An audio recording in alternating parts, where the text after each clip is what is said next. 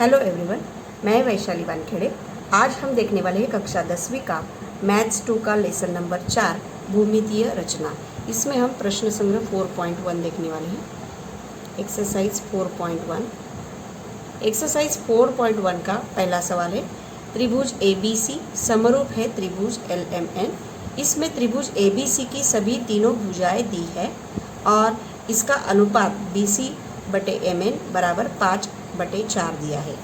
तो दी गई जानकारी से हम जाएंगे, त्रिभुज ABC समरूप है त्रिभुज LMN और दो त्रिभुज जब समरूप होते हैं तब उनकी भुजाएं समान अनुपात में होती है। तो हम अनुपात लिखेंगे AB/LM बराबर BC/MN बराबर AC/LN। यहाँ पर ये तीनों भुजाएं समान अनुपात में होंगी। कारण लिखेंगे हम समरूप त्रिभुजों की संगत भुजाएं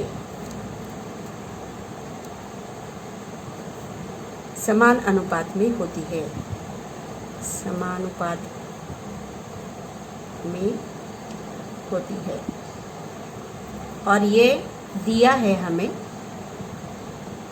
दिया है कि वो दोनों समरूप है और उसमें अनुपात जो दिया है BC/MN यह दिया है 5/4। तो ये जो समीकरण नंबर 1 है उसमें जो जो दिया है वो हम लिखेंगे। AB 5.5 दिया है बटे LM बराबर BC दिया है 6 सेंटीमीटर बटे MN निकालना है बराबर CA या AC 4.5 बटे LN यहाँ पर CA मतलब AC। तो ये अनुपात दिया है BC/MN, ये जो अनुपात है 5/4 है। इसका मतलब ये तीनों अनुपात अगर बराबर है तो हम इस हर एक अनुपात के साथ 5/4 लेकर ये जो दूसरा त्रिभुज है उसकी भुजाओं की लंबाई ज्ञात करेंगे। तो एक एक करके लेंगे। 5.5/LM बराबर 5/4। अभी तिरछा गुना करेंगे तो 5.5 गुना 4 बराबर 5 गुना LM। अभी 5.5 गुना 4 भागे 5 लेंगे, ये आएगा LM।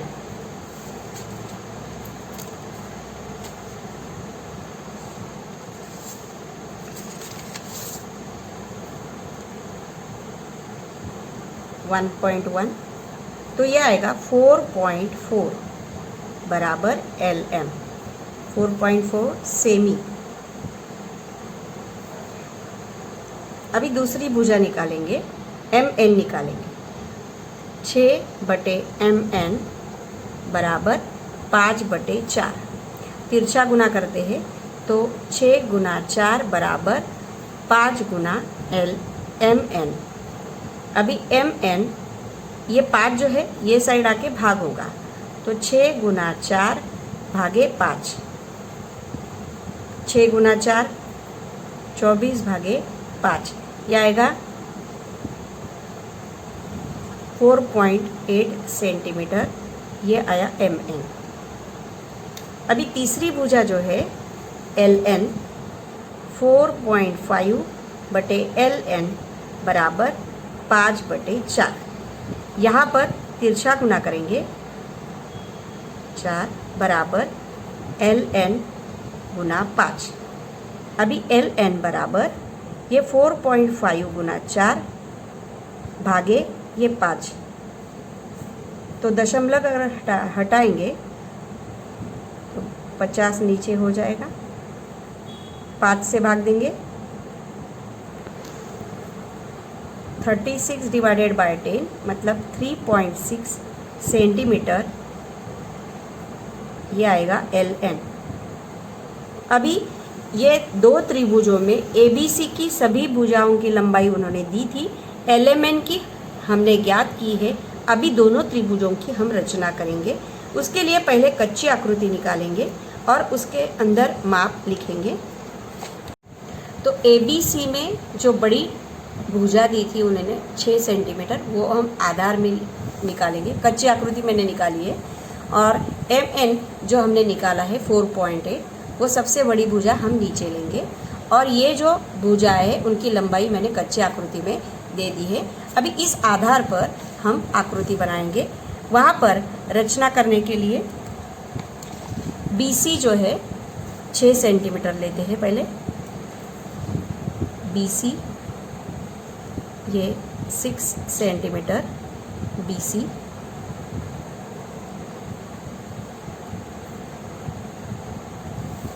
यहाँ पर BC और लंबाई भी लिखनी है 6 सेंटीमीटर।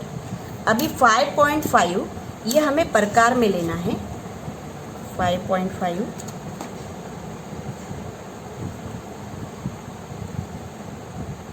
ये 5 के बाद 5 भी बारीक लाई, मतलब ये होगा 5.5। आकृति पेंसिल से ही निकालनी है, लेकिन अच्छे से दिखे इसीलिए मैं पेन का उपयोग किया है। ये है 5.5 का हम चाप देंगे। और ये है 4.5। AC है 4.5।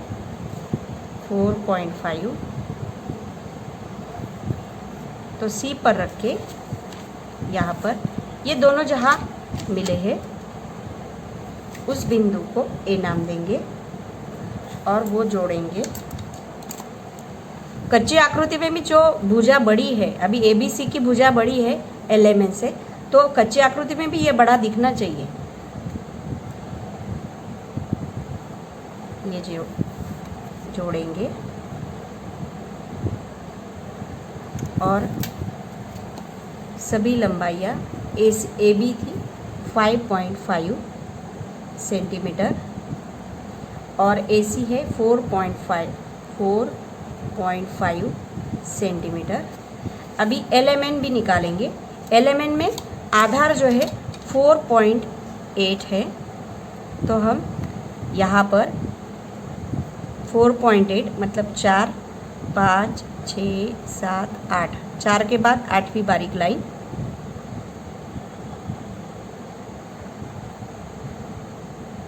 और यहाँ पर नाम देंगे MN 4.8 सेमी। आकृति में माप लिखना है।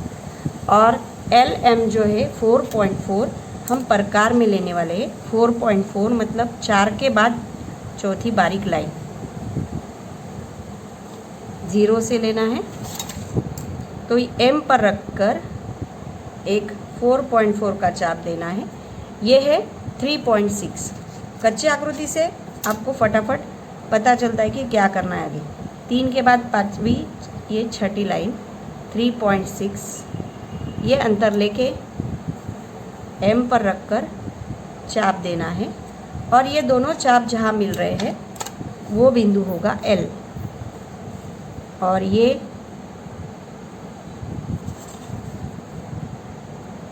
मतलब इस रचना में आपको एक त्रिभुज की लंबाई दी थी, दूसरी की हमने निकाली और फिर उसकी रचना बनानी है। 4.4 सेमी और ये है 3.6 सेमी। अभी हम प्रश्न क्रमांक दूसरा देखते हैं।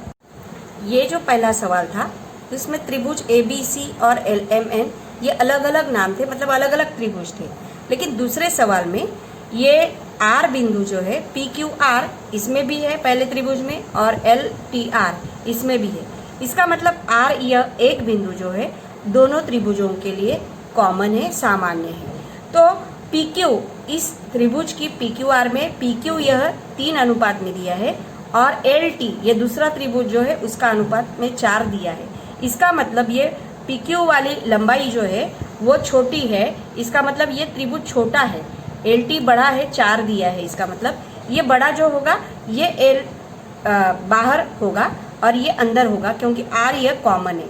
तो R PQ ये अंदर का छोटा त्रिभुज होगा और एल टी आर, जैसे एल टी आर बोलेंगे तो ये पी क्यू आर, ये छोटा त्रिभुज, और ये एल टी आर ये बड़ा त्रिभुज होगा, जिसके लिए आर कॉमन है दोनों त्रिभुजों के लिए। ये छोटा होगा क्योंकि पी क्यू जो है वो 3 दिया है, एल टी 4 दिया है, इसका मतलब ये बड़ा होगा और ये अंदर का त्रिभुज है पी क्यू आर। अभी हम कच्ची आकृति इस तरह से निकाले हैं। अभी उसमें ये जो आर क्यू है, यहाँ पर पक्की आकृति मतलब रचना करेंगे, रचना। उसमें आर क्यू लेंगे, जो दिया है आर क्यू मतलब क्यू आर, वो दिया है 5.4।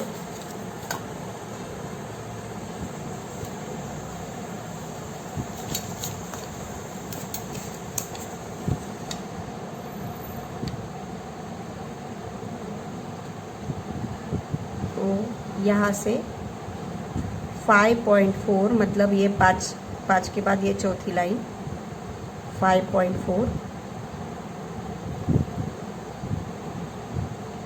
यहाँ पर नाम देंगे आर, क्योंकि आर कॉमन है, आर, और ये होगा क्यू, और ये लिया है हमने क्यू आर मतलब आर क्यू, ये दिया है 5.4 सेम।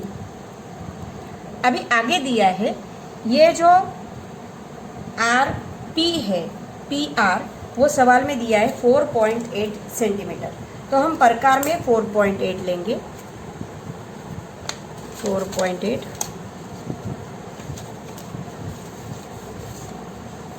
ये जो 4 है ये 4.5, 6, 7, 8, तो ये 4.8 हुआ। 4.8 आर पर रख के चाप देंगे, और ये होगा पी आर, पी आर जो 4.8 है, पी क्यू है 4.2, तो ये है 4.2 पी क्यू, क्यू पर रख के ये 4.2, और ये दोनों बिंदु जहाँ मिल रहे हैं वो बिंदु होगा पी।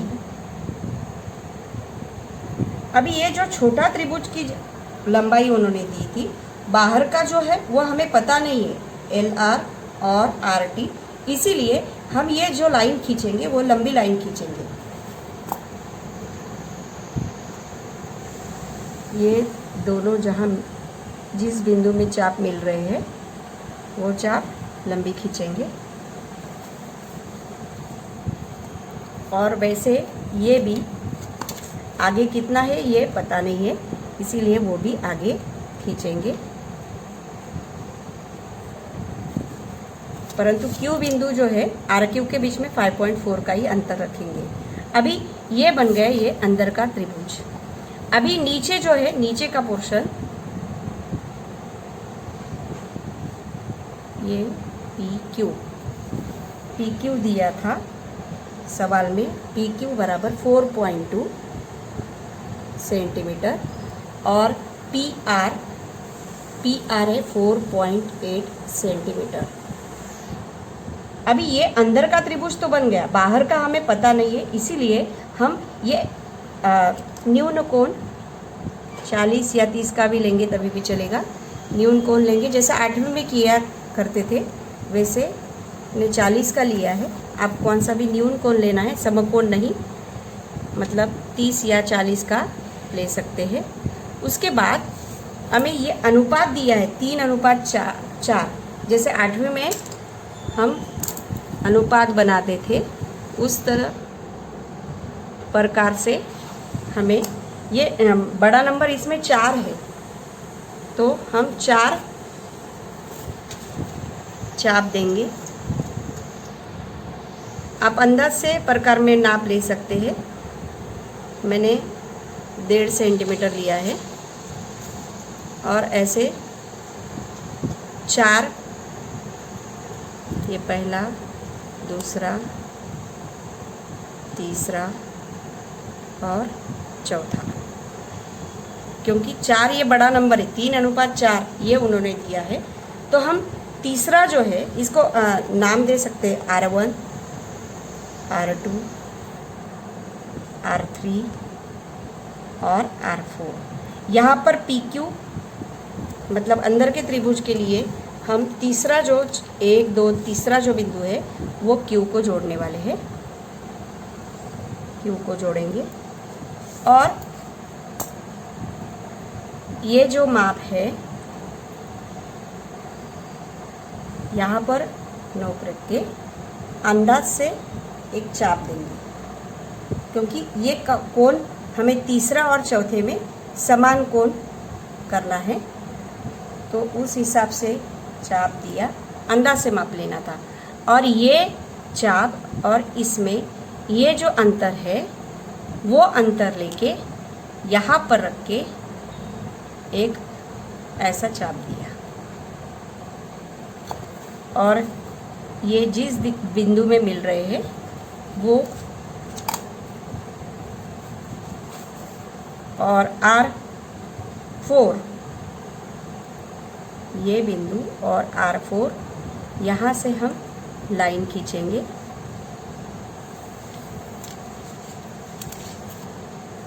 तो ये बिंदु आएगा T, और जैसे हमने इधर किया था वैसे ही इस Q बिंदु से ये अंदाज से माप लेके, इतना ही माप लेके T पर ये कोण करेंगे, और ये जो अंतर है वो अंतर लेके यहाँ पर रख के ये चाप देंगे। और ये जो बिंदु है, दोनों चाप जहाँ मिल रहे हैं वो बिंदु और T बिंदु और ये बिंदु ये यहाँ मिलाएंगे, मतलब इनके कोण के माप जो है वो समान आ गए।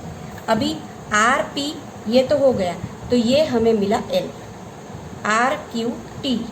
तो इस प्रकार हमें ये जो अंदर का त्रिभुज है उसकी लंबाई उन्होंने दी थी, बाहर की नहीं दी थी, तो इस प्रकार हम हल कर सकते हैं। और दूसरी भी विधि है, जैसे हमने पहले सवाल में ये पहले त्रिभुज के आधार पर दूसरे त्रिभुज की लंबाई ज्ञात की थी, उसी प्रकार भी आप कर सकते हो। यहाँ पर आपको जो जो दिया है वो सब कुछ लंबाई हमें लिखना है। अभी प्रश्न क्रमांक तीसरा है, RST समरूप है त्रिभुज XYZ में, और RST में RS यह भुजा दी है 4.5 सेंटीमीटर, ये हमने रफ आकृति बनाई है। RST इस कोण का माप दिया है 40, और ST यह दिया है 5.7, और XYZ यह और RST ऐसे दोनों त्रिभुज निकालने हैं। उन्होंने RS बटे XY इसका अनुपात दिया है 3/5, और इन दोनों में एक भी अक्षर सेम नहीं है, मतलब ये अलग अलग दो त्रिभुज है। जैसे दूसरे त्रिभुज में ये R जो है वो कॉमन था, दोनों त्रिभुजों के लिए R था, इसका मतलब R में ही छोटा और बड़ा त्रिभुज था। और इसमें एक भी अक्षर कॉमन नहीं, मतलब ये दो अलग अलग त्रिभुज है, और इसमें एक त्रिभुज की दो भुजा और एक कोण दिया है। तो हम जैसे कि जानते हैं कि RST समरूप XYZ ये दिया है, और हम जानते हैं कि दो त्रिभुज समरूप है तो उसकी संगत भुजाएं समान अनुपात में होती है और कोण सर्वांग होता है। तो RS बटे XY बराबर ST बटे YZ बराबर RS बटे XY दिया है 3/5, और कोण जो है S दिया है 40, तो Y भी 40 रहेगा। कोण RST, ये कोण RST सर्वांग होगा XYZ से, क्योंकि दो समरूप त्रिभुजों के कोण सर्वांग होते हैं और ये दोनों समरूप है, ऐसा उन्होंने दिया है। इसके लिए कारण मतलब क्या, दो समरूप त्रिभुजों की संगत भुजाएं समान अनुपात में होती है। अभी जो जो दिया है वो हम लिखेंगे। RS बटे XY बराबर 3:5। इसमें आर एस यह 4.5 दिया है, तो आर एस की जगह पे 4.5 लिखेंगे बटे एक्स वाई बराबर 3:5, क्योंकि तीनों भुजाओं का अनुपात ये समान ही रहेगा, 3:5। समरूप त्रिभुजों के सभी भुजाएं समान अनुपात में होती है। तिरछा गुना करेंगे, 4.5 गुना 5 बराबर 3 गुना एक्स वाई, तो एक्स वाई बराबर ये 3 ये साइड आके भाग होगा, तो दशमलव अगर हटाएंगे अंश का, अभी 3 से भाग देंगे, 5 गुना 3 15 भागे 2 मतलब आएगा 7.5। ये आया एक्स वाई।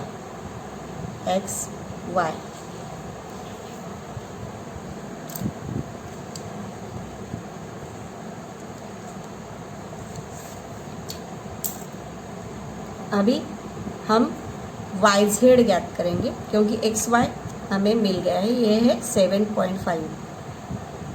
अभी वाई जेड के लिए यह अनुपात एस टी भागे वाई जेड बराबर 3:5। यहाँ पर एस टी दिया है 5.7 भागे वाई जेड निकालना है 3/5, तो 5.7 गुना 5 बराबर वाई जेड गुना 3। तिरछा गुना करेंगे, वाई जेड बराबर ये जो 5.7 है गुना 5 भागे 3 होगा, और दशमलव अगर हटाएंगे तो भागे 30 होगा, गुना 5 बराबर 3 से भाग देंगे तो 10, 9.5 सेंटीमीटर।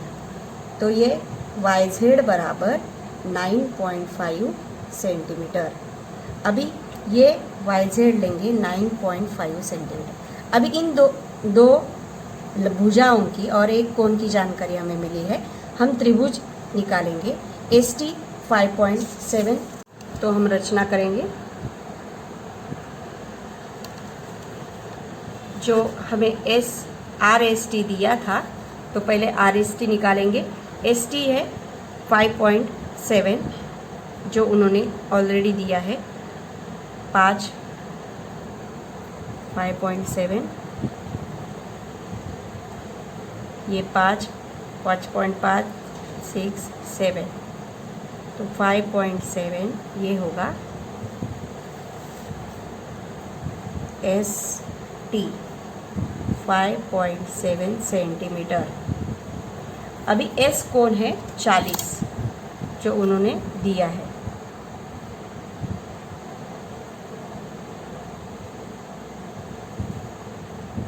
कोण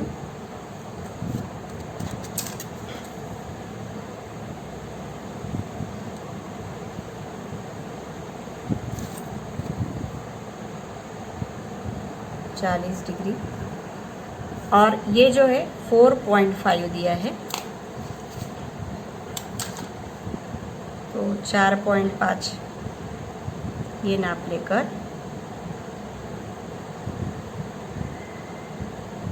4.5 का चाप लेके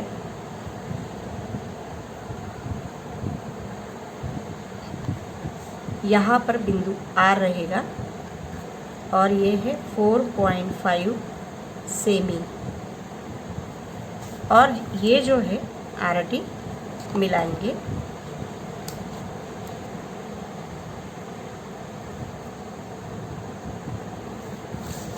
इस प्रकार आर एस टी हो गया। अभी वाई जेड यह 9.5 है, तो 9.5 हम नीचे निकालते हैं। 9.5 ये है 9.5, वहाँ पर 9.5 सेमी, और वो है वाई जेड। और वाई कोण का माप भी 40 है, क्योंकि दो समरूप त्रिभुजों के कोण सर्वांग सम होते हैं, भुजा अनुपात में होती है। तो ये 40 डिग्री कोण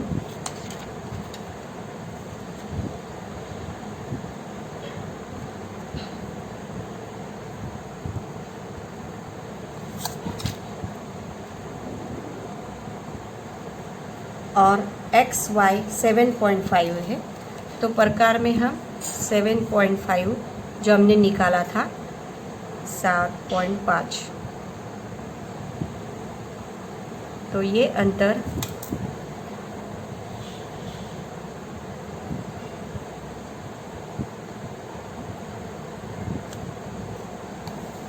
7.5 सेमी, और यहाँ पर x नाम लेंगे और x और z ये बिंदु मिलाएंगे, तो ये त्रिभुज x y z मिलेगा। इस तरह इसको करना था। प्रश्न क्रमांक चौथे में त्रिभुज AMT समरूप त्रिभुज AHE, यहाँ पर A अक्षर जो है वो रिपीट हो रहा है, मतलब A यह दोनों त्रिभुजों के लिए सामान्य है, कॉमन है। और ये जो AM है, मतलब पहले त्रिभुज की जो भुजा है उसका अनुपात 7 दिया है, AH ये 5 दिया है, मतलब ये दूसरा त्रिभुज जो है वो छोटा है और AMT यह बड़ा है। तो AMT यह बड़ा है और AHE यह उसके अंदर त्रिभुज है, और A यह दोनों के लिए, मतलब ये AHE के लिए भी है और AMT के लिए भी सामान्य है, जो 50 उन्होंने दिया है। और दोनों छोटा और बड़ा ये त्रिभुज जो है समरूप है, मतलब उनका कोण सामान्य है 50, लेकिन उनकी भुजाएं अनुपात में है और वो अनुपात 7/5 दिया है। तो हम दी गई जानकारी से शुरुआत करेंगे। दिया है कि त्रिभुज AMT समरूप है त्रिभुज AMT, मतलब बड़ा त्रिभुज, इसमें AHE यह समरूप है, ऐसा दिया है। इसीलिए ये जो कोण है TAM ये दिया है, कोण TAM सर्वांग सम कोण EAH सामान्य ही है, वो लिखने की आवश्यकता ही नहीं है, बराबर 50, क्योंकि कोण सामान्य है। और AT जो है वो 5.6 दिया है और AM जो है 6.3 दिया है। तो हम पहले 6.3 ये निकालेंगे। AT 6.3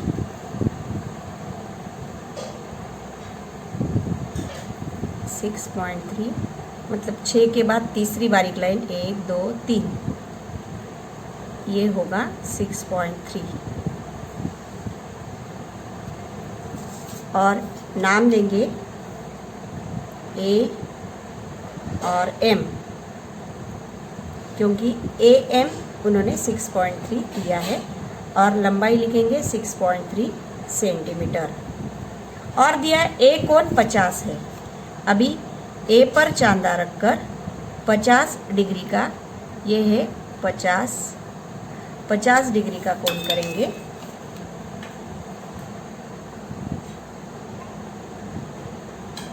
और लाइन जरा बड़ी खींचेंगे, ये है 50 डिग्री का कोण। अभी ये जो है AT उन्होंने सवाल में 5.6 दिया है, तो हम 5.6 अंतर प्रकार में लेके उसका चाप देंगे। 5.6 मतलब 5 के बाद ये पांचवी लाइन, ये छठी लाइन, 5.6 अंतर लेके यहाँ पर A पर रख के ये चाप देंगे और ये होगा T, क्योंकि AT दिया है 5.6 सेंटीमीटर। जो जो दिया है कोण और भुजाएं वो लिखना है। बाद में ये जो है TM ये बाद में खींचेंगे, पहले हम लघु न्यून कोण बना के, मतलब 40 का लेती हूँ मैं। 30 का भी ले सकते हैं आप। नीचे लाइन खींचेंगे और ये जो अनुपात है 7/5, इसमें बड़ा नंबर जो 7 है, तो जितना बड़ा नंबर है उतने आपको चाप देने हैं। तो 7 मतलब ज़्यादा है, इसीलिए मैंने थोड़ा सा अंतर कम लेती हूँ। आप अंदाज से माप ले सकते हो। और 7 चाप देने हैं। 1 2 3 4 5 6 और 7। ये लाइन थोड़ी सी बढ़ा लेती हूँ।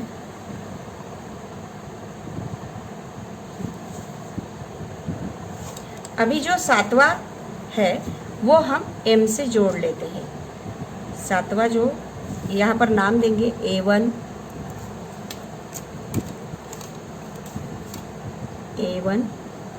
A2 A3 A4 A5 A6 A7। तो 7वां जो बिंदु है वो हम M को जोड़ लेंगे इस तरह।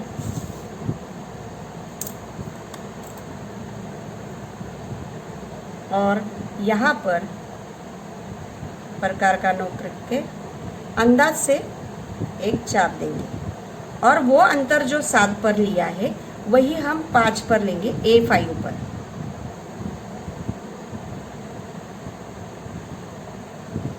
अभी ये जो चाप का अंतर था वो इसमें देखेंगे कितना है वो कोण का माप, और ये जितना है उतना ही इस चाप पर रख के हमें ये करना है। और ये जो दो बिंदु मिलते हैं A5 जोड़ना है हमें। A5 ये A5 है, ये चाप A5 का, और ये बिंदु ये हमें जोड़ने हैं। तो A5 और 7वां और 5वां ये हमें जोड़ने हैं। उसके बाद ये जो बिंदु रहेगा उसको H नाम देंगे, H। और ये कोण M पर पहले ये जोड़ लेते हैं, MT।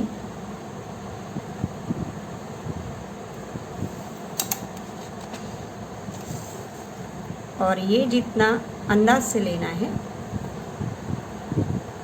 अंदाज से ये कोण जितना लिया वहाँ पर H पर रख के उतना ही लेना है। और ये जो अंतर है ये अंतर लेकर इधर चाप देना है।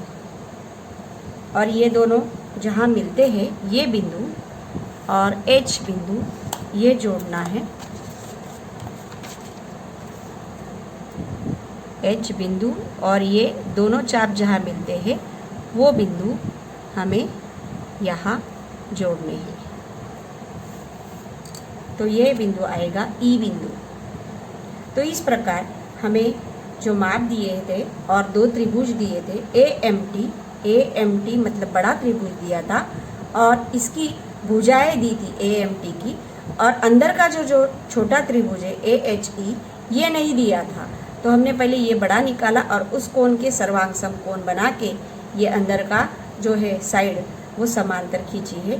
इस प्रकार AMT और AHE ये दोनों त्रिभुज तैयार हुए, जिसमें A यह सामान्य था, ये अंदर का त्रिभुज और ये बाहर का बड़ा त्रिभुज। हमें बड़ा त्रिभुज की भुजाएं दी थी और हमने अंदर का त्रिभुज बनाया है। इस प्रकार ये रचना थी और ये एक्सरसाइज 4.1 जो है वो हमारा इधर ख़त्म हो गया।